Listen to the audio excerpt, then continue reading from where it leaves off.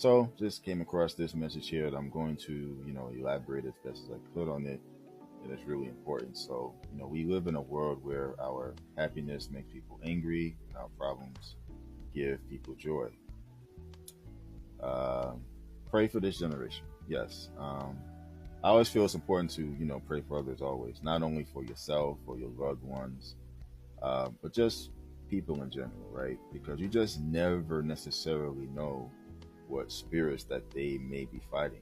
Even if it's you, yourself, you might be dealing with stuff and not sure like where it's coming from, things of that nature. So, just try to pray for those things that are trying to come against you to be um, loosened off of you, so to speak, and you know, to keep you protected from any of those types of things that try to come against you. And when it comes to like different spirits, of course, there's different types out there. I mean, from the spirit of jealousy, bitterness, resentment, people being envy, like those different types of spirits can run rampant through a lot of people, especially nowadays.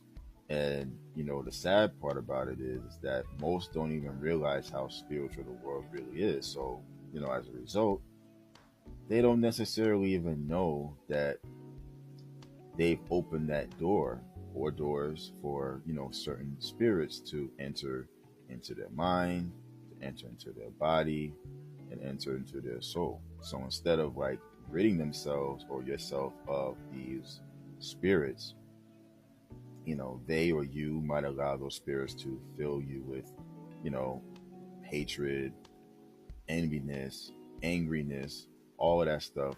And then that's going to lead you to do what? That's going to lead you to take it out on other people, especially people that don't even deserve it. You see a lot of that nowadays. And, the word tells you to, come against those spirits of darkness so that way you can win the race that the Lord sets out before you. You're not going to win if you're always consistently allowing the enemy in.